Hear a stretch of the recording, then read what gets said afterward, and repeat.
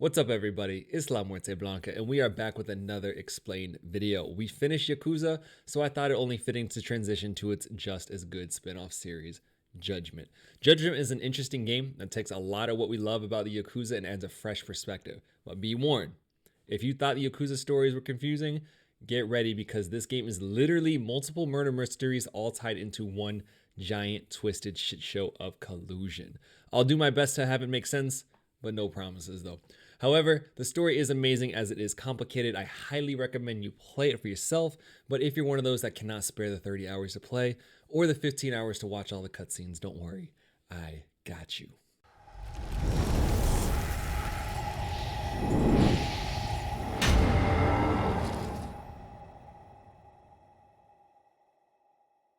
The game opens up in everyone's favorite city of collusion, Kamurocho. Director of the Genda Law Office, Genda, is getting calls about his young hotshot lawyer, Takayuki Yagami, who also serves as your character in the Judgment games. Saori and Shintani are also lawyers at his office. Shintani is Yagami's senpai or mentor, but he's arrogant as fuck, won't shut up, and is clearly jealous of Yagami's success. Yagami's super popular because he got an acquittal on a murder charge, something that's apparently unheard of, but almost immediately, oh shit. Okubo, Yagami's client that was acquitted, was arrested again for another murder. They say he stabbed his girlfriend Emmy and set their apartment on fire. Dude just got a get out of free jail card, a get out of death row card, and now he's back on death row? This whole sequence happened 3 years ago, and Yagami is no longer a lawyer because of his cases with Okubo, something that still haunts him to this day. Now Yagami is a private investigator and works with ex-Yakuza, Kaito, doing whatever work will come their way. Because the city is a cesspool of collusion, there has been a string of murders. 3 Kansai Yakuza from the Kyorei clan, and each one had their eyes gouged out. Many are blaming it on their turf war with the Tojo, the most influential clan in Kamurocho. Yagami heads to his old law office looking for a job but runs into Hamura, a captain of the Matsugane family. Yagami has history with the family since their patriarch took him in and basically raised him until he got his license to practice law. We also learned that Kaito was in the Matsugane family but got kicked out. We don't know why yet, but this explains why he's working with Yagami. At the Genda Law Office, we meet Hoshino, a young promising lawyer that recently joined Genda's team. Shintani calls the office and has a job for Yagami. He needs to collect evidence for another murder case. Yagami meets Shintani and learns that Hamura is being accused of murder. Accusing people of murder is kind of this game's thing. Hamura is being accused of killing the latest Kansai Yakuza that had his eyes gouged out. They speak with Hamura, who's adamant he did not do it. Yagami proceeds through the entire investigation and trial. That's actually fairly interesting, but for the sake of not letting this video get any longer than it probably already is, I'll just touch on what is needed. During the investigation, Yagami meets the prosecution team he used to go against when he was a defense lawyer himself. Mafuyu, she wants his ass, if you know what I'm saying. Izumida, he wants revenge on his ass since Yagami beat him during the Okubo cases 3 years ago, and Morita, chief prosecutor, who I'm pretty sure doesn't want anyone's ass. Yagami also visits his old father figure, Matsugane, patriarch of the Tojo's Matsugane family. This is the family where Hamura is also captain. The whole thing goes to trial and there's a minor conspiracy, but nothing too concerning to the main plot. Again, long story short, Hamura gets acquitted. During the investigation, Yagami learns that Hamura is an accomplice to the murder and is not letting that shit go. He starts calling the true murderer the mole and is now on a mission to figure out what is really going on. The next day, Yagami gets a phone stolen by a parkour version of the V for Vendetta guy. It must be a nice phone because Yagami chases this guy down until he trips jumping across rooftops. Dude saves Yagami's life, gives him his phone back, and runs away. The hell is this guy? Kaito hears of a dirty cop named Ayabe that sells information. He might be able to give them a lead on the mole. This stuff is highly illegal, so they meet Ayabe, who looks more like a crackhead than a cop in an underground gambling den. Yagami takes the case files from Ayabe and learns the mole's second victim frequented a specific girl at a local brothel. Yagami heads there looking for the girl but only finds Hamura, who beats his ass for continuing the investigation. Hamura is clearly on some sus shit if he's doing all of this. Yagami decides to visit Matsugane and snitch on Hamura for whooping his ass, but Matsugane is just another bitch patriarch who says he can't do anything because Hamura is bringing in all the money for the family and is essentially the number one guy. Matsugane at this point is just a lame-ass figurehead. During this meeting, one of Hamura's lackeys says Yagami needs to meet Hamura. Dude just jumped our mans. Why the fuck would we go meet him right after that? But he does it anyway. Oh no, it was a trap. Who saw that coming? Yagami has to fight his way out of Hamura's crew only to get a gun pointed at him. But right before the trigger gets pulled, our new best friend V crashes the party and we dip. V says a bunch of nonsensical shit. Yagami offers him a job, and then he just walks away and starts littering because he thinks he's cool. With Yagami still on the run from Hamura, he does the opposite of smart and heads back to his office. He finds Kaito, a bunch of beat up Matsugane thugs, and Higashi. Kaito used to be Higashi's Anaki before getting kicked out of the Yakuza. Because Kaito whooped their asses, they dip. But Kaito sends Yagami to tail Higashi because he's worried about his old mentee. Yagami tails him to an arcade the family owns and confronts Higashi. Basically, Higashi puts up this front about being a hard ass like Hamura, but deep down, he's still a pretty good dude. We also learn the story about Kaito's expulsion. Very long story short, some guy robs a safe, Kaito gets expelled because he was on the watch, Yagami saves his finger and gives him a job. The whole thing was set up by Hamura to get Kaito kicked out of the family because he was the only thing standing between Hamura and full control of the Matsugane family. Moral of the story is, one you probably know by now, Hamura's a complete asshole. Like any good RGG game, Yagami and Kaito beat the shit out of Higashi along with any hate he has for them, and now they're friends. Yay. Later that night, there's a shooting right outside the Matsugane family office. Dude got killed by a Kyorei assassin because he was wearing the same tracksuit as Hamura. That's messed up. Because there's a war between the Matsugane and the Kyorei brewing and everyone wants Hamura's head, he goes into hiding. Higashi tells Yagami that the captain of the Kyorei, Shioya, is in town and wants Hamura dead and likely wants Shintani dead too, since he was the defense lawyer for that case. Yagami rushes to warn Shintani. Shintani thinks he's cool to wear sunglasses indoors, fucking poser, but also completes his asshole persona because that's what he is when Yagami tries to warn him. An asshole. Shintani is adamant the mole and Yakuza dispute aren't linked. Yagami knows Shintani is being sus and asks him what he knows. And then, like an asshole, Shintani just walks out. Yagami and Kaito need info on the recent shooting, so they meet up with Dirty Cop Ayabe. They learn that Kyorei are being backed by the Kajihira Group, a construction company that is trying to expand into Tokyo. And with that comes a fuck ton of collusion that only an organized crime syndicate can manage. As they're leaving the bar, Yagami is stopped by Kuroya, Ayabe's boss and head detective of Tokyo PD's crime division. He's tight because Yagami helped Hamura get acquitted. Kajihira's connection with the Kyorei didn't sit well with Yagami, so he decided to hit up a known Kyorei hideout, or maybe just be creepy and spy on them like a high-tech peeping Tom. That's cut short when Shioya and his people roll up with guns. Seriously, they just have guys posted up on random rooftops around their building. How long have they been chilling up there? So again, Yagami is about to catch a bullet when V rolls up and saves his ass again. They're on rooftops of Kamurocho, and this guy just conveniently finds a way to save Yagami's life over and over. He was probably like, oh, it's no biggie. I was just in the neighborhood doing my nightly parkour and noticed that you were in distress. Really, dude? Really? Anyway, the three of them beat up the Yakuza captain and his crew. Shioya goes all evil villain like you aren't getting off that easy. V earns my respect with some gangsta shit when he kneels down without saying a word. Then Shioya catches a mean back heel with his face. I'm not gonna lie, the mask made that look way cooler. Speaking of the mask, it finally comes off. V for Vendetta guy finally has a face, and back at Higashi's, we learn his name, Sugiura. Naturally, all of us are thinking, why the hell did you keep showing up? Sugiura says he used to work for the Kajihira's IT department. He stumbled on a massive embezzlement scheme, got framed for it, and then fired. Sugiura wants revenge, and teaming up with Yagami would help him get it since the Kyorei are involved with the mole scandal.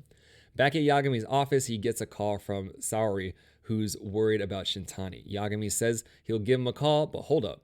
Why is a phone ringing in Yagami's office? Holy shit. Shintani's dead body just fell out of Yagami's closet? And his eyes are gouged out?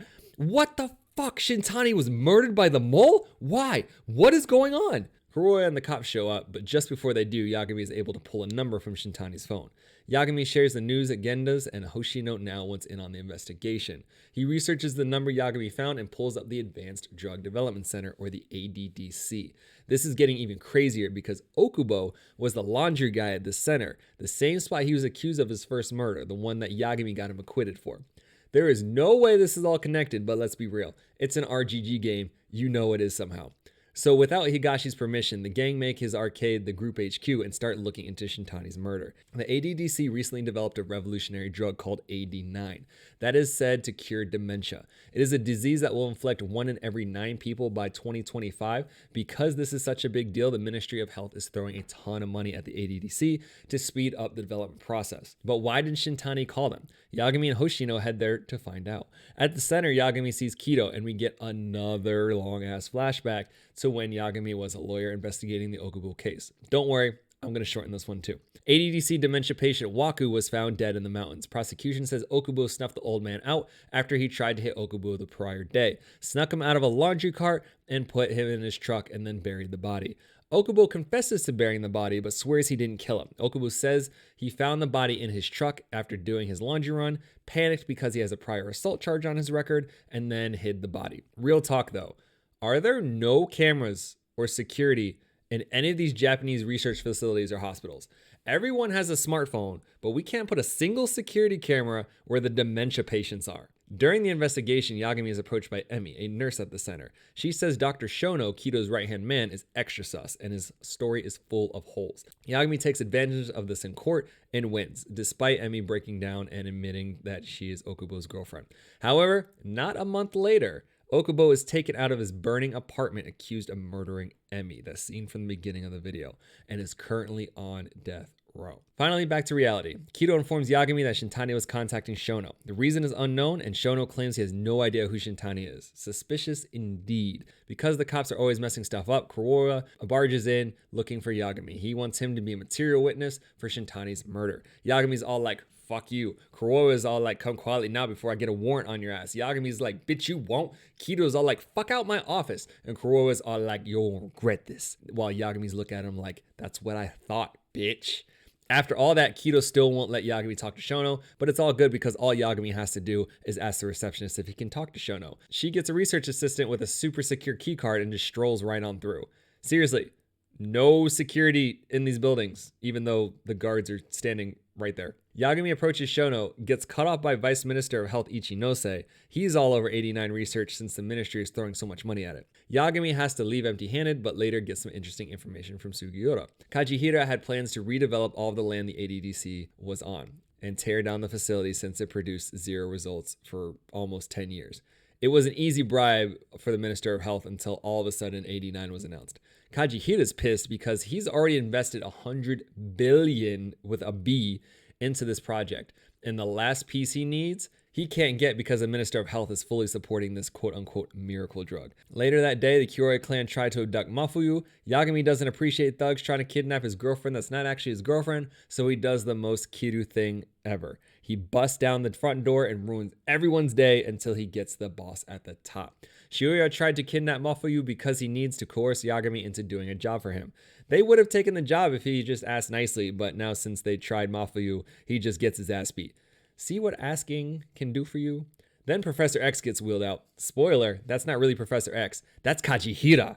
Kajihira says the Kyorei will leave Yagami alone if he can investigate the death of ex-Vice Minister of Health. Hashiki was Kajihira's inside man who was recently beaten to death. Kajihira thinks the murder was premeditated and also thinks 89 is sus since it popped up out of nowhere just before he was going to produce the ADDC land. During the investigation, Yagami discovers that Hashiki was murdered by a professional assassin in a black raincoat. Someone was trying to protect 89. Basically, they believe that Hashiki and Shintani were murdered because they were getting too close to the truth.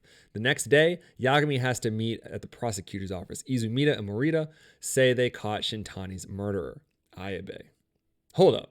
Ayabe was the one that killed Shintani? The bullet that killed Shintani was from Ayabe's gun. Is he really the mole? A copycat killer? Depending on who you believe, neither, because Yagami then gets a call from Ayabe saying he's being framed. I mean, honestly, the guy looks like someone who licks electrical outlets, but I don't think he's a killer. Yagami and Hoshino go talk to Ayabe, who says he was assaulted, knocked out, and woke up on a random park bench an hour later. He never reported this because he didn't want anyone looking into his dirty little side business. His assailant stole his gun, killed Shintani, and put it back in Ayabe's holster before he woke up. Yagami suspects this has something to do with the mole, meaning his only lead is the mole's contact, Hamada. But Hamada is in hiding. How the hell are they going to find him? Yagami meets his old father figure again, Matsugane, for some answers, but he doesn't get any answers. All Yagami gets is fucking betrayed.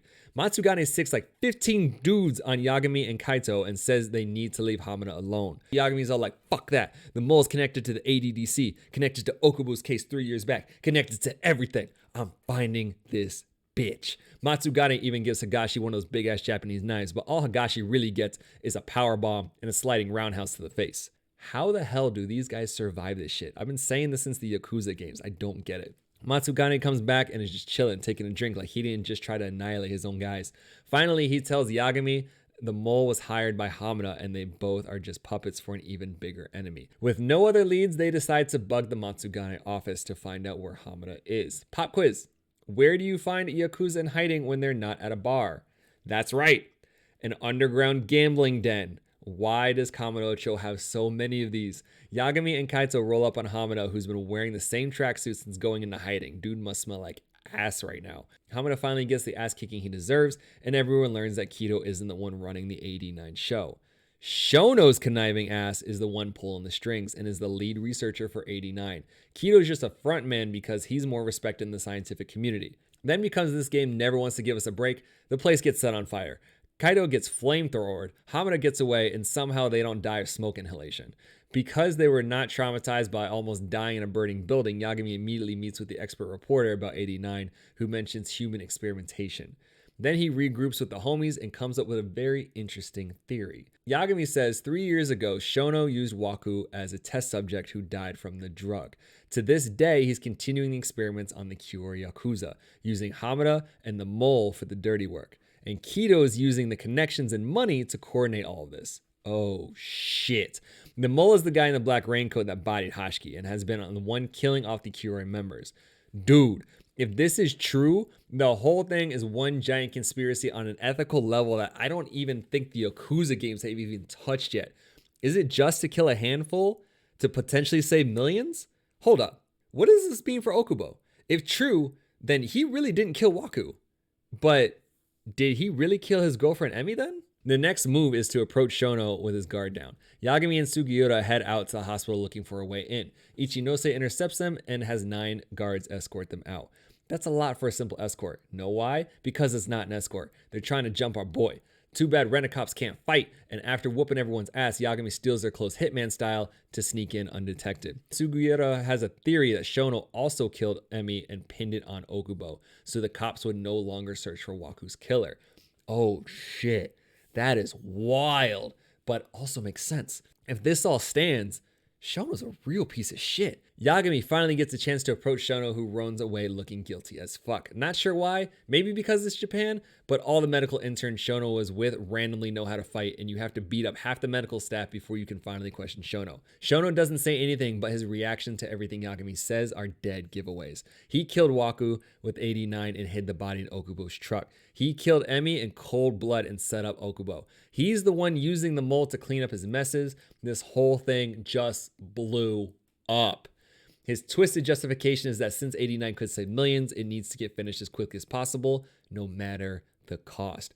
Kido finally opens the room, and even though Yagami just beat the shit out of all of their interns and security guards and assaulted Shono, he just walks out with 0 consequences. Yagami starts to piece everything together, but doesn't have any evidence. He needs to capture Hamada and the mole, or Ayabe and Okubo don't have a chance in hell of getting out. Since getting his ass tossed by Yagami, Hamada's been wanting his head, so they decide to use themselves as bait. What they likely overlooked is that Hamada always has a gun. Oh no, the asshole Yakuza has a gun. Who would have expected that? Oh boy, not me. Hagashi gets carried and all fucked up because Hamada knows he's been helping Yagami, and Kaito takes a bullet when he tries to protect Matsugane. Let's be for real for 1 second. What always happens when Yagami has a gun pointed at him? Take a second. I'll wait. That's right.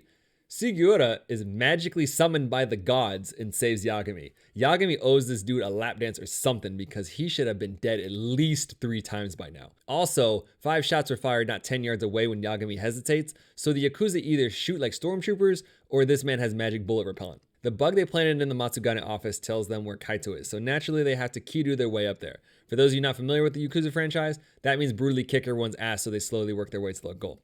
So Yagami does, including a magician assassin that has a magic cane that goes from a cane to a shotgun to dual batons to a sword. No cap, that's badass. I want one. He finally gets to Kaito, who looks all kinds of fucked up, and Hamada is just chilling. Like any good villain, Hamada gets stupid and arrogant and just lets his guard down. He catches Kaito's hard-ass head, then he gets annihilated by our boy Yagami, who does cool Jackie Chan stunts with a chair. They save Kaito, Higashi manages to get out alive, and Matsugane finally joins the crew. Yagami then puts the gun to Hamada. Aha! The tables have turned! He wants info on the mole, but Hamada is not talking. So what do we do with a punk bitch Yakuza that won't talk? We bring them to the rival gang's torture room, or dressing room in the back of the Kyorei hideout. That works too, I guess.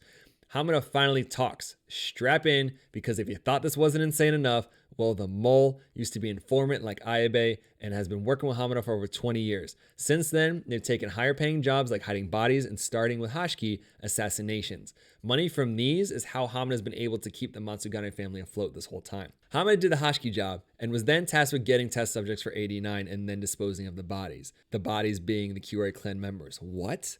Shono specifically wanted the Kiori clan because no one would think twice about a dead Yakuza during a turf war, and the Kiori were helping with Kajihiro take down the ADDC. What? These jobs all came from Ichinose? What the fuck? The Vice Minister of Health is in on this too?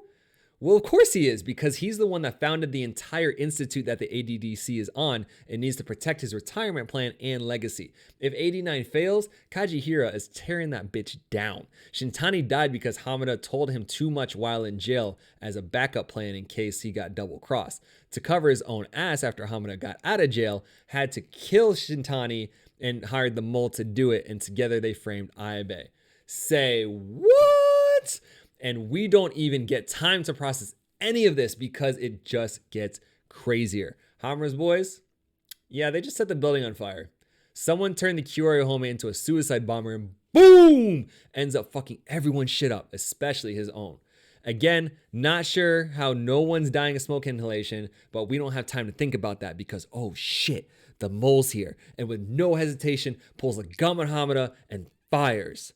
Fucking hell, man. Matsugane sacrifices himself to save Hamada? Hamada's boys are still Matsugane, so they're all like, fuck you, and rush the mole. The mole John Wicks half the crew and tries again to kill Hamada, but the ceiling conveniently starts falling, so he dips after killing a couple more Matsugane for funsies. Because they're immortal, I mean, dudes have been fighting in and breathing straight smoke for God knows how long, and after all that, they don't even try to get out of the burning building. They stop to have a full conversation with a dying Matsugane about why he saved Hamada. You know, like family and shit. Funny enough, after the conversation, Yagami picks up Matsugane up and attempts to get him out of said building. Really, dude? Why didn't you just do that in the first place? However, as they leave, Hamada drops the biggest bomb we've heard all game. The mole is Kuroiwa. Wait! The asshole police detective? Nani? Holy fucking shit. The collusion is too much. This hypocrite motherfucker has been killing people and using his position to cover everything up. And he wants to sit here and talk shit about Ayabe's info business while he frames Ayabe for murder? He better get his. Sadly, we find out Matsugane didn't make it, probably from the smoke and not from the actual bullet. Yagami gets a tip that behind the lab coat, Kido is just a womanizing perv, so they decide to pimp out Saori for a honey trap. She goes undercover as an innocent reporter who also has hidden cameras. The gang kidnaps Kido, brings him to Higashi's, and strips his ass down. An ironically fitting and embarrassing punishment for a perv, if I do say so myself. Using their video, they blackmail Kido into talking, and we get yet another side to this already complex as hell storyline. Right after Kido announced 89 to the world, Shono told him about how he killed Waku with the test, and how human clinical trials would just result in more deaths. Kido's actually not a terrible dude, I mean, aside from like the perv shit, and he actually wanted to end it. But Shono's creepy ass lifeless eyes made him an offer he could not refuse, and now Kido's been roped into Shono's web of murder and conspiracy. Then Kido confirms that Shono killed Emi so Okubo would take the fall. Shono and Kido then tell Ichinose, who agreed to help in order to preserve the ADDC, has Hashiki silenced, and then arranges the deal with Hamada for the Kiori test subjects. Through all this, Kido was hesitant, but Shono kept pushing, and Kido had to funnel money from Ichinose to Shono so he could build his secret lab. What the fuck? There's a secret lab now? But real talk for a second. Who's doing the accounting for the ADDC? How does one cook the books to hide an entire secret lab in the heart of Kamurocho? Don't worry about that one, John. Just put that in as an R&D expense. Like, what the fuck? Unfortunately, Kido doesn't know where the lab is, so they trail one of the informants to a closed down love hotel. Real creepy place for human experimentation, and it gets even creepier when they find the operating room. Scene looks like it's straight out of BioShock. And there's the mad scientist himself. Sugiura starts getting video of everything and drops a bomb on all of us. He's been lying to everyone. Say what? He's not ex-Kajihira employee, and his name is not Sugiura. His real name is Fumiya Terasawa, Emi Terasawa's brother. By the way, we're just going to keep calling him Sugiura to lessen confusion. Mans doesn't even hesitate and pulls a knife ready to shank his sister's true killer when BAM! Gun goes off. The cops and the prosecutor's office are here. Yagami's smart as hell because he turns himself into the cops and says he's trespassing. This means the lab is a crime scene and they have to investigate it. Meanwhile, Kido is still a hostage until Kurowa shows up. No black raincoat, no gun, just a foot-long baton that suspiciously looks like a leather dildo. This won't end well for someone. Flashback to the secret lab. Morita wears glasses for a reason, because this corrupt motherfucker is blind as shit.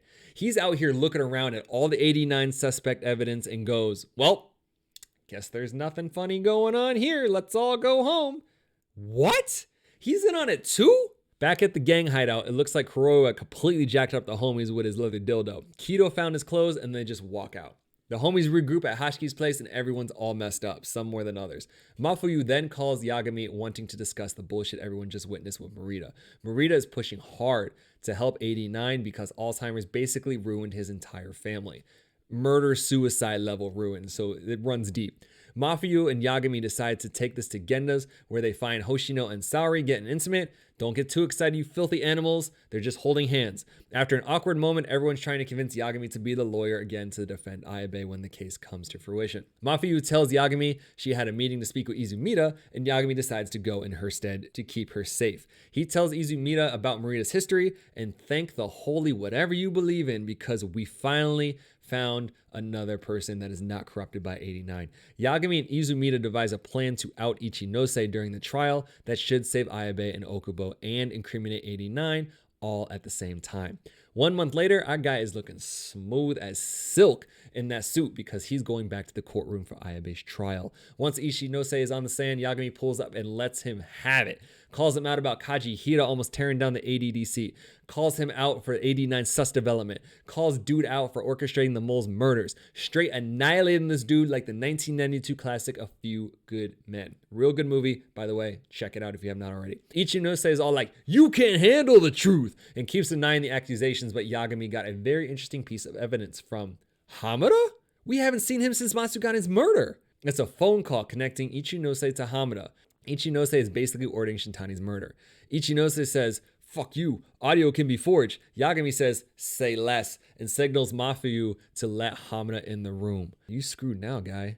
Hamada corroborates the audio and everyone's all like, say what? Ichinose is tight and is trying to figure out where Morita is, but he's been relieved of his duties due to misconduct. It means his ass got fired for being corrupt. What? That's not enough? Bet. Kido's coming in to testify next. With no options left, Ichinose signals his lapdog. Yagami knows it's about to go down, so he leaves Hoshino in charge. Mind you, this is the biggest scandal potentially ever and is connected to 2 murder cases from the Okubo trials 3 years back. Yagami just gave this whole case to a guy who has not led a single case in his career. Good luck, little homie.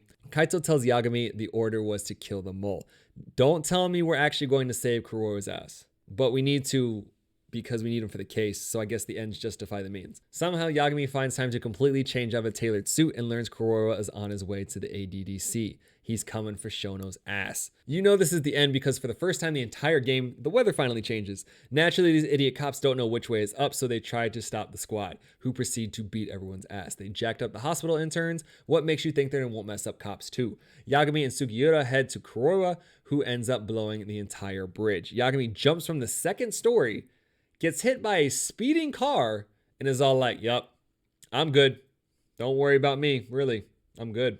But he's not really that good because now he's seeing ghosts as he works his way through the hospital. Finally, they find Shono and Kurowa, who somehow found an opportunity to put the black raincoat on. Don't even know how he got that in the building, considering you can't hide that big-ass coat under a suit. But here we are. Now shit's about to get real. Cops roll up. Kurowa caps their asses. Shono catches a bullet trying to run away. Sugiura catches a bullet. They play hide and seek. No more bullets. Wait, hold up. What kind of assassin doesn't have a second clip? What kind of cop doesn't have a second clip? I'll say it again. Really? They fight. Yagami almost gets thrown out of a window. Kurowa is the one that actually ends up out the window. Dude takes his insulin shot because he's allergic to bees or something. I don't know. But this gives him the annoying second health bar that the final boss always gets. But it doesn't matter because Yagami Bruce Lee's the hell out of this man's face. All of a sudden, the squad and cops pull up. Guess they made friends after beating the hell out of each other. Kuroiwa is on the ropes and makes a last-ditch effort to shank Shono. Meanwhile, Kaito picks up a big-ass chair like he's the Hulk and effortlessly yeets it straight into Kuroiwa's back. Somehow, Kuroiwa is immune to spinal damage because he just gets back up. He's not immune to bullets, though, and these cops straight firing squad his ass until he is Swiss cheese. With Kuroiwa's dying breath, he tells Shono it's over, but Shono is not convinced. He says he's finished 89 and injects himself to prove it. Psych! Shono, you played yourself and you killed yourself the same way your experiments died. You know what that is? That's poetic justice. A couple weeks later, Okubo is getting released from prison. Shono and Kuroiwa are dead. Ichinose and Morita are in jail, and Kajihira is getting investigated for collusion. All's well that ends well, I guess. Mafuyu and Kaitsu are trying to convince Yagami to be a lawyer again, but nah, he's good. He doesn't like suits and rather find lost cats. And that's judgment. If you're still confused, honestly, I don't blame you, but I did my best. Remember when I said no promises? If you found this video helpful or at all entertaining, please be sure to like, subscribe, or comment. Let me know what other explained videos you guys would like to see. We'll be continuing the series with Lost Judgment, but after that, let me know what you guys want to see next. As we continue the Explain series, please bear with me as these videos take a great deal of time to create. Some of these games I do need to replay in order to get the full experience, and Blanca is a very busy boy with a full-time job, young family, and a growing live stream. If you want to hang out with us live on stream, join the family on Discord, or connect on any of the socials, all my links can be found in the description below. I'm LaMuerteBlanca, and I'll catch you guys next time.